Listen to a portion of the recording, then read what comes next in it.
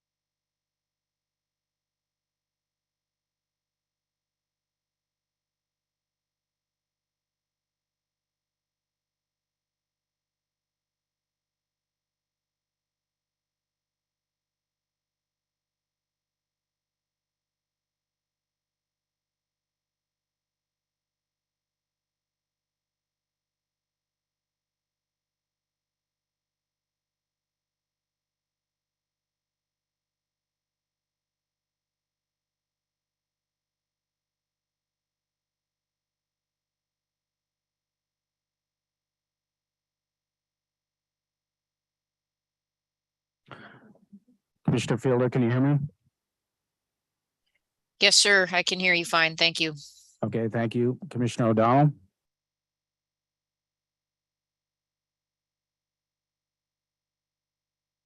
Yes, sir, I can. All right, thank you.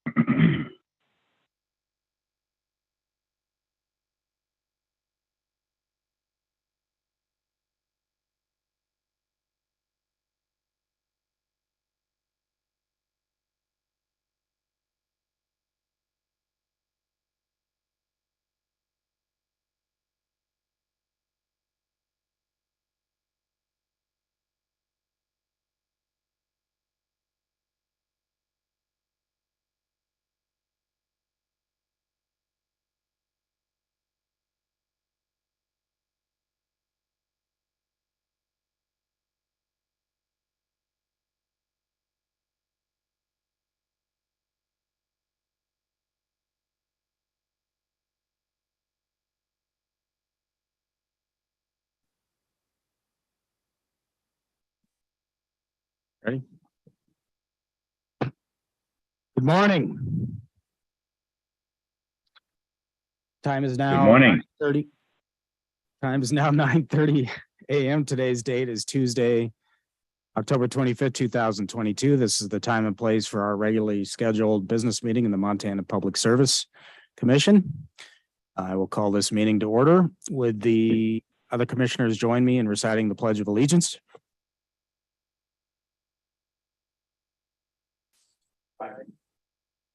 I pledge allegiance to the flag of the United States of America and to the republic for which it stands, one nation, under God, indivisible, with liberty and justice for all.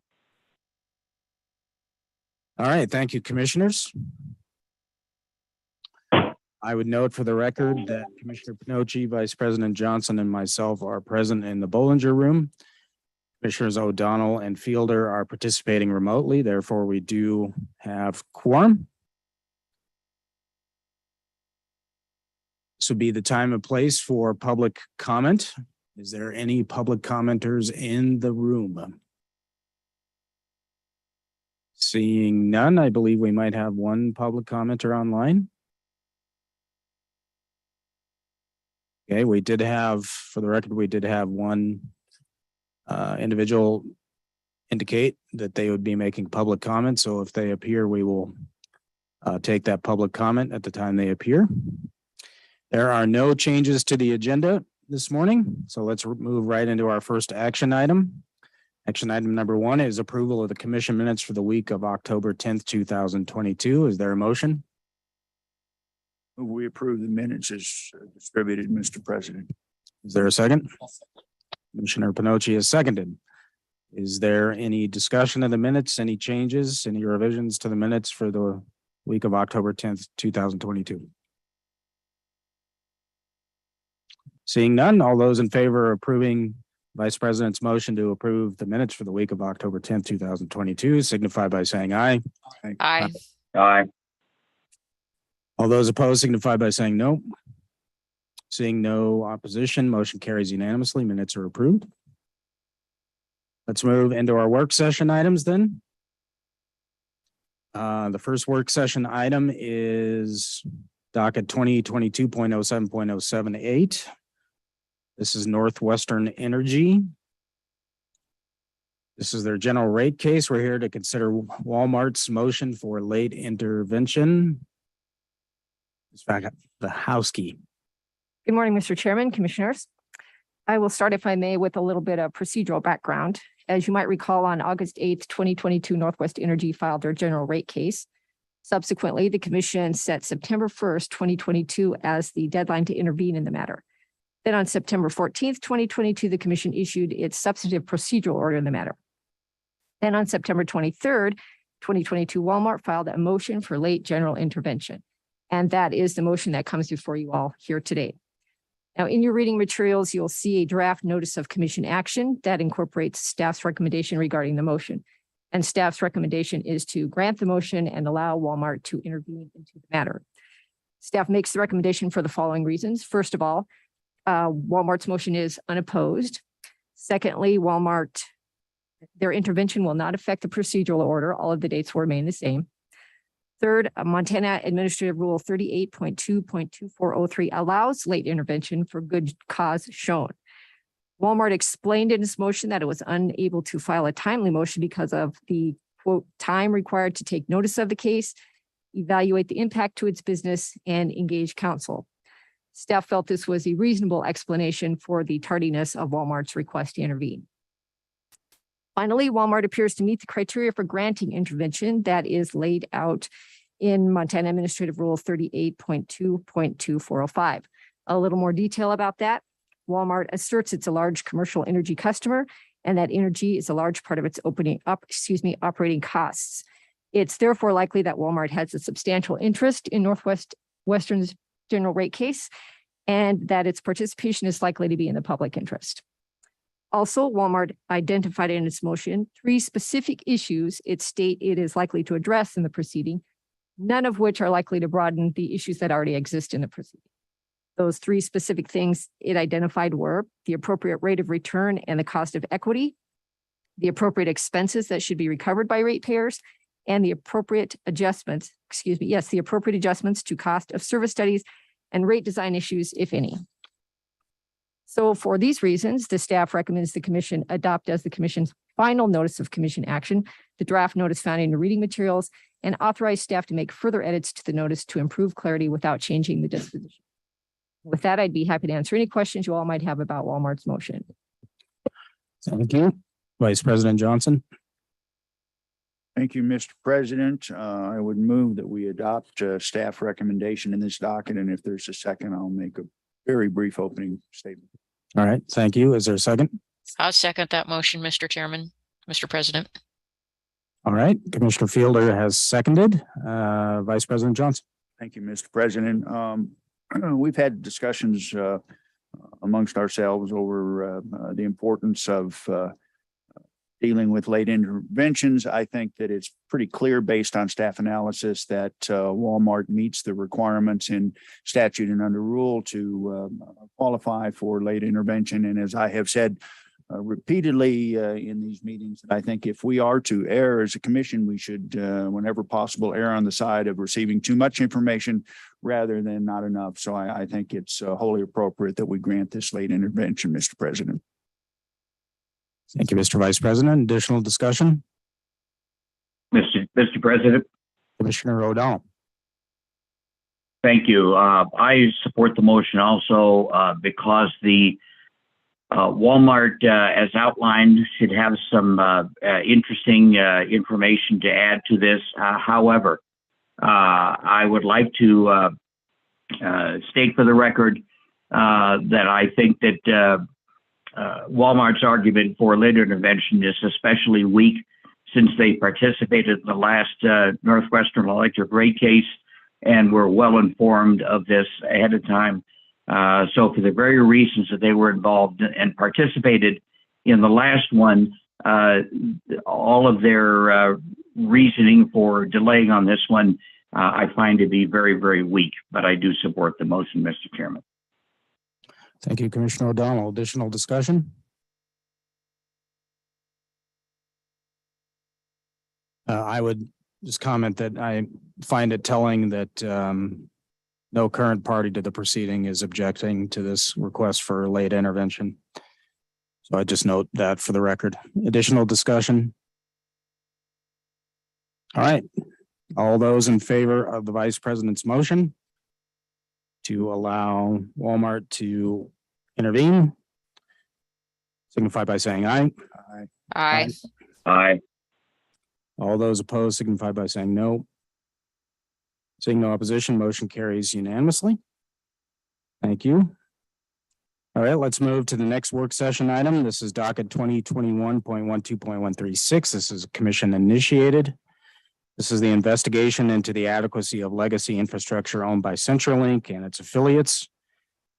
We're here to get an update on the status of the docket. Mr. Dalton, are you handling this? Yes, Mr. President, I am. Thank you and good morning, commissioners. Before you this morning is docket number 2021.12.136. This is a commission-initiated docket that was open to investigate the adequacy of legacy infrastructure owned and operated by Quest Corporation, DBA CenturyLink. The commission opened this docket on December 7, 2021. On December 9, 2021, in a separate docket, CenturyLink filed a petition for a temporary waiver pending resolution of docket number 2021.10.125. In that petition, CenturyLink requests a temporary waiver of ARM 38.5.3371 7B. That rule, also referred to as the out-of-service rule, requires a public telecommunications utility to repair 90% of its out-of-service issues within 24 hours per rate center. The commission consolidated CenturyLink's petition for a temporary waiver with this investigatory docket. The Montana Consumer Council requested and was granted intervention into this docket on February 3rd, 2022. Both CenturyLink and MCC filed several unopposed motions for extension throughout this proceeding. On September 9th, 2022, the MCC filed comments from its expert witness, Dr. Robert Lube. The MCC acknowledges that CenturyLink is not meeting the standards set in the out-of-service rule, but the MCC does not offer a solution that would provide immediate relief to impacted customers. Instead, the MCC recommends the commission not take any action on CenturyLink's petition for a waiver in order to incentivize the company to participate in the Infrastructure Investment and Jobs Act Broadband Equity Access and Deployment, or BEAD program. The BEAD program is expected to provide about $40 billion to states in several years in order to deploy high-speed broadband to underserved areas across the country. Upon review of the information provided in this docket, staff believe that CenturyLink is not providing adequate and reliable service as required by law. CenturyLink does not deny the fact that it is not meeting the repair rate in the out-of-service rule, which was promulgated in part to implement a standard for adequate service. CenturyLink also admits that the Anaconda carrier systems, which it uses to provide service to many areas of rural Montana, are no longer manufactured, and thus it cannot acquire new replacement parts to adequately repair its system when there is a failure. It has also stated that it has no plans to replace these antiquated systems with more current technology. Finally, the comments that the commission received from the public and the outage reports from CenturyLink indicate that some rural customers have been out of service for weeks or even months at a time in the past. While staff appreciates the MCC's suggestion to not act on CenturyLink's petition and instead wait for federal subsidies that are distributed through the BEAD program, it could be several years at least before rural Montanans see an improvement in quality of service under that approach. In discovery, CenturyLink explained that it resolved a similar quality of service issue for customers in Wyoming through a stipulation that was reached between a consumer advocate group and CenturyLink, which was then later approved by the Wyoming Commission. The stipulation required CenturyLink to offer and pay for an alternative telephone service to customers in specific rural areas of the state. In the Wyoming case, CenturyLink paid for a satellite phone for the impacted customers for a period of 2 years. CenturyLink stated in discovery that it would be willing to consider a similar solution for impacted customers in Montana. And staff believes that service from a third-party provider, which is paid for by CenturyLink, may be the best approach to provide basic telephone service to these impacted customers as quickly as possible. Staff recommends that the commission order CenturyLink to present a proposal to the commission within 45 days that will provide relief to rural customers in Montana as described in the staff memorandum. Should CenturyLink fail to bring forth an adequate proposal, or CenturyLink fails to meet any terms of the proposal it agrees to, the commission should consider further action, including seeking penalties from CenturyLink in district court for failing to provide adequate service as a public utility. And Mr. President, that concludes my introduction, and I'm available for questions. Thank you, Mr. Bell. Mr. Reed, anything to add? Not at this time, Mr. President. All right, Commissioner Pinochi.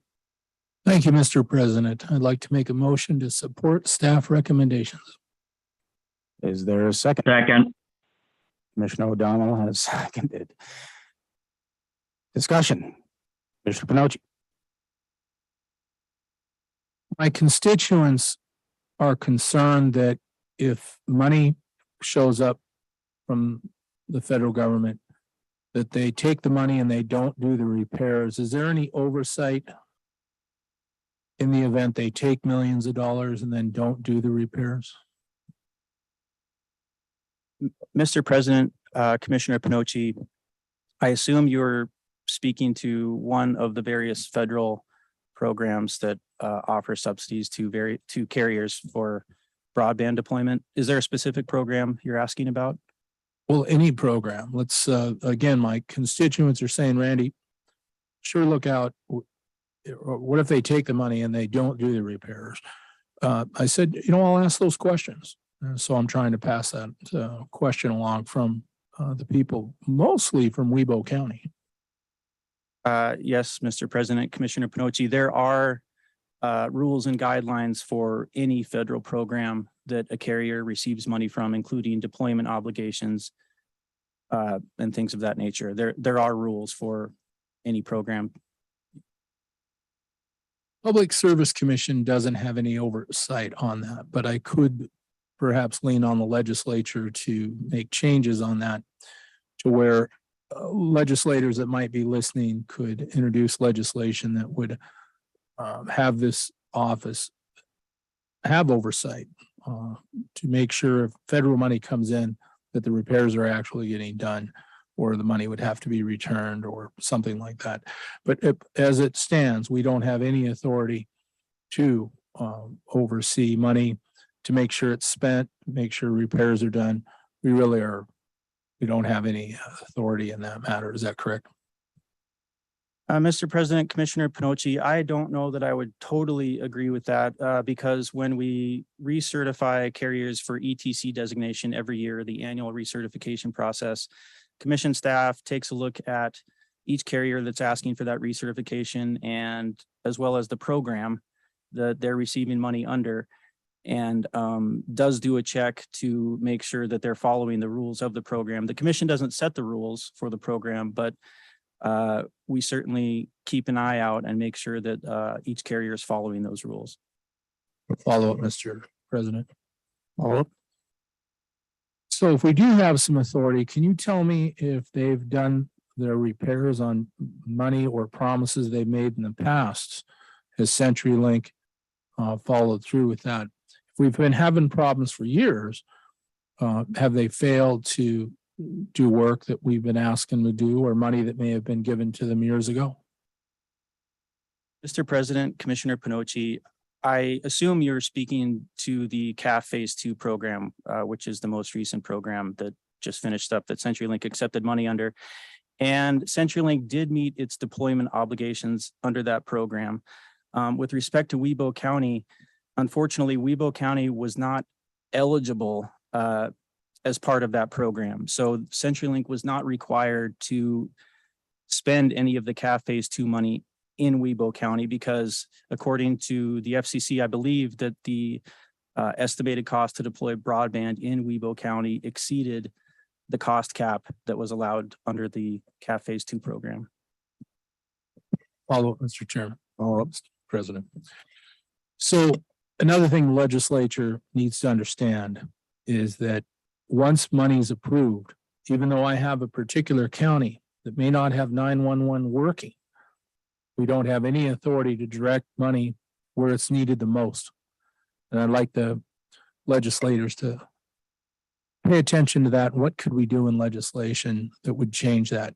It seems unbelievable that I have a county that doesn't have 911 working correctly, and I can't direct funds to the county that needs it most, where they could spend money in a county that has no complaints filed with this office at all. That's where people feel government is broken or not working properly. So that is something that I'd like the legislature to consider. Thank you. No more questions for me. Thank you, Commissioner Pinocci. Additional discussion? Vice President Johnson? Thank you, Mr. President. Mr. Dalton, have you all communicated with Wyoming regulators in regard to the success or failure or satisfactory nature of the plan they implemented in Wyoming to address this issue? Mr. President, Mr. Vice President, yes, I have spoken to a staffer in Wyoming several times regarding this stipulation. According to him, the commission didn't receive any complaints about the program, and as far as he knows, customers were satisfied with the program. Their program, which the staff recommendation recommends the same thing. Their program included things like meetings, town hall meetings in each rate center, so the customers could participate in the process. So there was that dialogue back and forth between the company and the customers to make sure that the program was as successful as it could be. Follow up, Mr. President. Follow up. So, Mr. Dalton, the motion is presented then would require CenturyLink to bring to the commission a proposal that mirrors Wyoming, but I assume with modifications that would make it more Montana centric and specific. I mean, I know there's some differences, for example, in terms of statute allowing abandonment of utility services in this state versus Wyoming.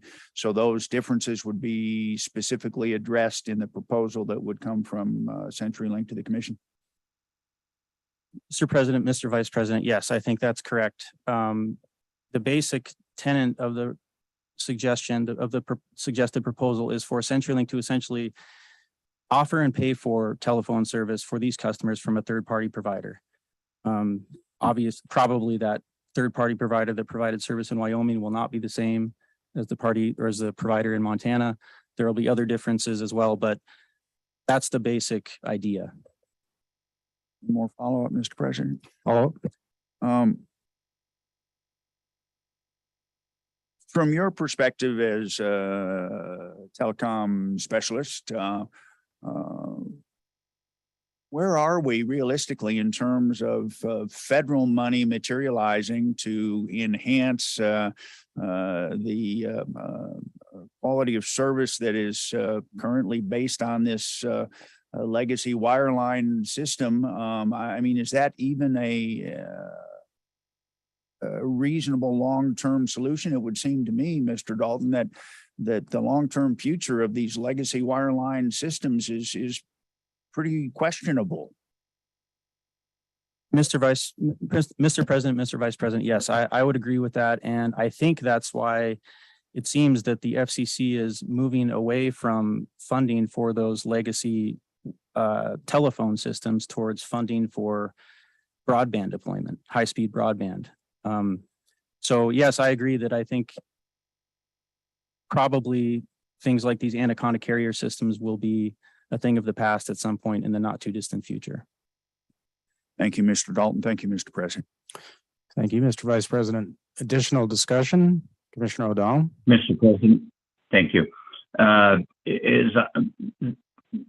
think from what I read, I don't have it right in front of me right here, that the motion simply requires CenturyLink to come up with a plan. I think if I understood correctly, Commissioner Johnson's memory of this thing, that it specifically requires them to come up with a plan that mirrors the Wyoming plan. Am I correct on that?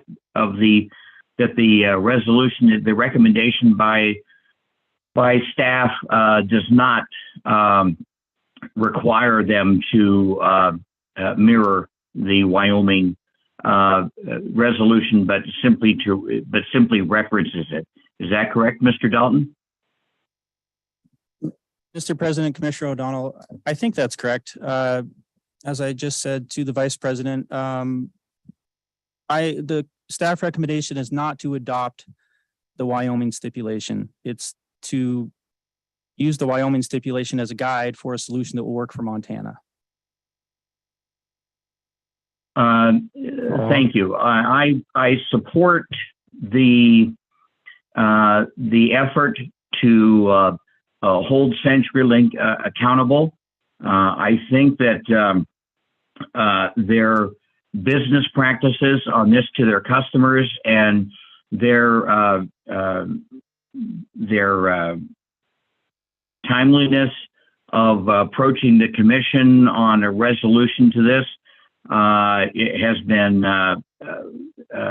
very, very lacking. I think it's deplorable in that customers of CenturyLink have not only been without adequate phone service for quite some time, but there is no reflection, as far as I'm aware, of any compensation on their bills for lack of service. I think this constitutes an unfair business practice that people have been charged for something that they haven't been getting. We're not talking about an outage, an hour here or an hour there, small things, but we're talking some of the comments that I have read for weeks at a time. I think this is, I think CenturyLink needs to come up with a resolution to this that they should have suggested a long time ago when they found themselves in this situation. I would hope that this resolution would pass and that the commission would not treat CenturyLink as if it was some small startup company, but a highly competent professional company with great resources that they have not been using for the benefit of the people of Montana, Mr. Chairman. Thank you, Commissioner O'Donnell. Commissioner Fielder? No comments or questions for me, Mr. Chairman. Thank you. All right. Additional discussion? If my colleagues would indulge me and allow us to go out of regular order, we do have the Heinbaus on there and would like to make public comment, as I understand. We want to have public comment before we take the vote.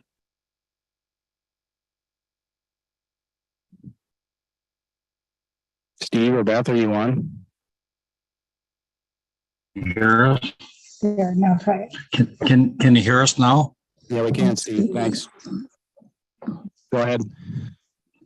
Thank you, Mr. Chairman and members of the commission. We appreciate your talking about this issue. And I guess, you know, you've heard from us a lot of times.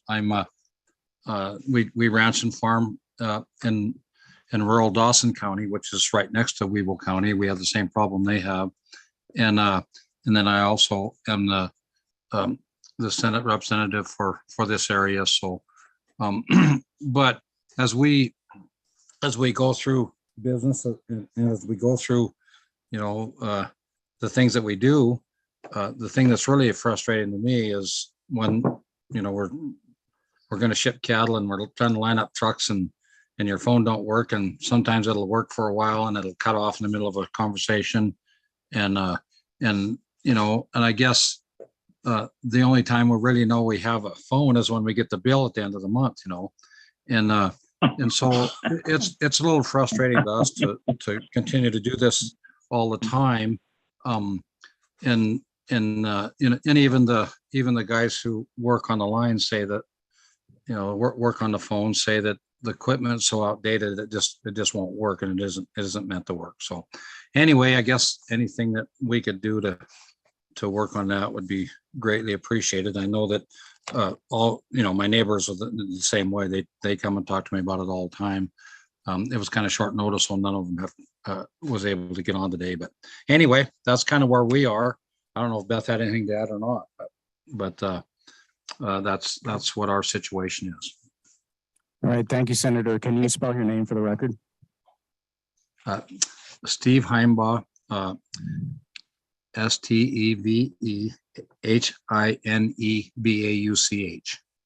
All right, thank you, Senator. Appreciate your participating today. So just for the record, the reason that I allowed public comment before the vote was because the right to participate provision of the Montana Constitution gives the public the right to comment before we take a final action on a matter. Mr. Reed. Mr. President, thank you. I wanted to perhaps add a little nuance to Mr. Dalton's response to Commissioner Pinocchi's question about oversight of telecommunications companies. I would note that we do have the out of service rule, and there are other mechanisms that would allow us to initiate district court penalty action. So we can't per se require a utility to spend money in a particular area. But if a utility is failing to meet its other obligations under Montana law and the commission rules, we can initiate a district court action. So I would draw your recollection back to the previous docket that we had on town of Saco, where we said, you have to conform to our rules, and if you can't show the commission that you are conforming with the commission's rules, then we're going to take you to district court or we're going to potentially initiate some sanction against you. And so I just wanted to point out that while we don't have that sort of oversight for all sorts of reasons, we do ultimately have enforcement capacity. Thank you, Mr. Reed. Additional discussion? All right. Seeing none, all those in favor of Commissioner Pinocchi's motion signify by saying aye. Aye. Aye. Aye. All those opposed signify by saying no. Seeing no opposition, motion carries unanimously. Thank you, Mr. Dalton. All right, let's move to the next work session item. This is docket 2021.01.007. This is commission initiated. This is revisiting House Bill 597 implementation. We're here to consider approving the draft amended notice of adoption and repeal. Ms. Gilbert. Good morning, commissioners. Today's work session, it concerns the next steps in the House Bill 597 rulemaking. Last week, staff circulated a brief memo and draft amended notice of adoption and repeal. The amended notice will extend the rulemaking process and provide stakeholders another opportunity to provide comments on the proposed rules. This would align with the directive the commission issued at the September 13th business meeting. The deadline to submit comments will be November 28th. Staff recommends approval of the draft amended notice for submission to the Secretary of State and allows staff to make any non-substantive changes for formatting and clarity purposes. Thank you. Mr. Vice President. Thank you, Mr. President. Mr. President, I would move approval of staff recommendation in this docket. Again, if there's a second, I'd appreciate an opportunity to make a brief opening. Is there a second? Commissioner Pinocchi has seconded. Discussion, Vice President Johnson. Thank you, Mr. President. I just want to make clear that what we're doing here today is not approving or disapproving the specific content of the rule, but rather getting what is, in my mind, kind of back on track procedurally. We ended up last time around in kind of a compressed and rushed scenario in terms of finalizing the rule. And I felt there were some legitimate concerns on the part of some parties with regard to the creation of that short time frame. So we're here, I think, simply, like I say, getting back on track to where I think we should have been procedurally with considering this rule, Mr. President. Thank you, Mr. Vice President. Additional discussion? Additional discussion? Seeing none, all those in favor of the Vice President's motion to approve the draft amended notice of adoption and repeal, signify by saying aye. Aye. Aye. Aye. All those opposed signify by saying no. Seeing no opposition, motion carries unanimously. Thanks, Ms. Goldberg. All right. Let's move to next work session item. This is docket 2020.09.094. This is commission initiated. This is the commission investigation of North Star to provide, we're here to receive a summary of the North Star water and sewer irrigation season. Mr. Fink. Yes, thank you, President, Commissioners. Last week, staff distributed a staff memorandum summarizing North Star's water and sewer irrigation season, which ran from June through September. During this period, Rocky Mountain operators recorded one violation of the odd-even watering policy and experienced one system fault, which resulted in a temporary loss of water pressure. There's been one customer complaint of low water pressure, which was received by the commission on June 29th. Rocky Mountain did not receive any phone calls regarding that complaint on that day. As you recall from April's monthly report, approximately 63 customers did not have functioning registers, and Rocky Mountain was scheduled to receive 3 shipments of registers throughout the summer. Rocky Mountain did receive two of those 3 shipments, and those registers have been installed. With regard to the 3rd shipment of registers, Rocky Mountain is still awaiting a delivery date from the supplier. I've been in contact with Brian Mills numerous times throughout this process, and the manufacturer is still trying to acquire the registers, and there's not a estimated time of arrival. This 3rd shipment of meters should replace the remaining failed registers of approximately 60 homes on the system. Overall, the system appears to have worked sufficiently over the summer, and the water usage since then this month has dropped drastically. Staff recommends the commission continue receiving monthly reports until the 3rd shipment of registers is received and all customers have functioning meters. Mr. President and Commissioners, that concludes my presentation. I'm available for questions. Thank you, Mr. Fink. Vice President Johnson. Thank you, Mr. President. Would move we adopt staff recommendation in this docket, and again, if there's a second, I'd appreciate an opportunity to open. Is there a second? I will second. Second. I was first. I want my name in the minutes. Vice President Johnson. Thank you, Mr. President. First, Mr. Fink, I appreciate the diligence on your part and staff in continuing to follow up on this situation. I am heartened that we made it through an irrigation season without the kind of drama that we've had in previous years. Certainly, that's something to be pleased about. I am disappointed that we don't have the register or meter situation completely resolved yet.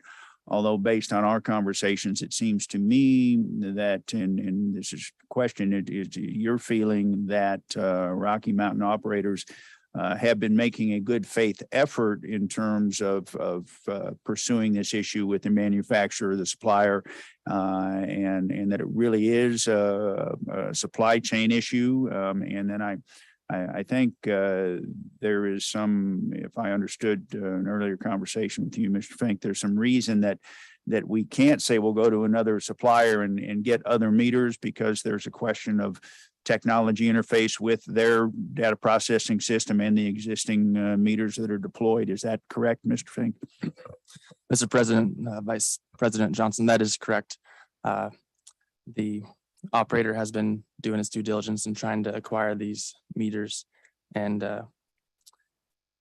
in regards to your second question, one of the reasons why they have to have the same meter from the same manufacturer is it's all coincide with the system software that they currently have in the field right now.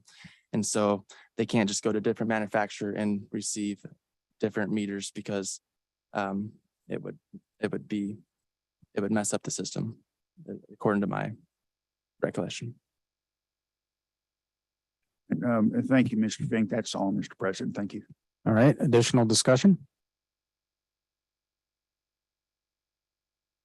Just to clarify, Mr. Fink, that staff recommendation is to direct North Star to continue filing monthly reports until all non-functioning registers have been replaced, correct? Yes, that's correct. All right, thank you, Mr. Fink. Additional discussion? Seeing none, all those in favor of the Vice President's motion signify by saying aye. Aye. All those opposed signify by saying no. Seeing no opposition, motion carries unanimously. Okay, just a couple public service announcements. Our next business meeting will be Tuesday, November 1st, 2022 at 9:30 a.m. So a week from today. And then there will be a webinar presented by the DOE at 11 a.m. tomorrow. Seeing no further business to come before the commission, the time is now 10:08 a.m. and I will adjourn this meeting of the PSC.